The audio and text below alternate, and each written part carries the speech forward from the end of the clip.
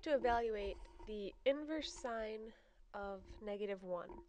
My first step with these problems is I just like to rewrite it.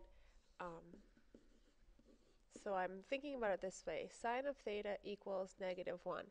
And we have to figure out which angle, when we take the sine of that angle, gives us back a -1.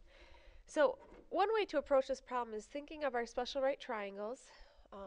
If I make this a -1/1 and sine I can remember as so opposite over hypotenuse, maybe I have a triangle that has a -1 or a 1 as the opposite side and a 1 as the hypotenuse.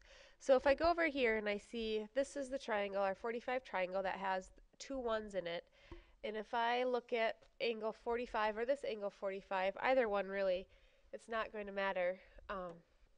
And I do opposite over hypotenuse, we actually get 1 over root 2, which doesn't match that 1 over 1 that we have to figure out. So that tells me, well, it's not going to be coming from a 45 triangle. And then our 30, 60, 90 triangle, you know, I don't see two 1s in there, anything really that's going to help us out.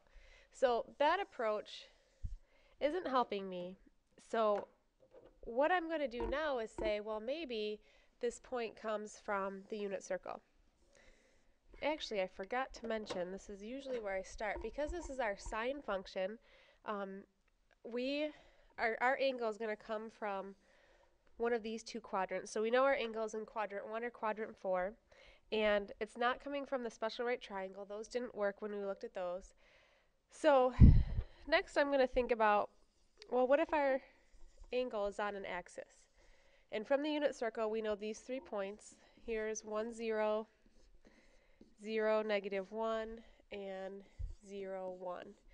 So because our sine values match up with the y's, I'm going to go ahead and look at the y values of these 3 points. And what I'm looking for, now I threw that over 1, but I'm looking just for a -1.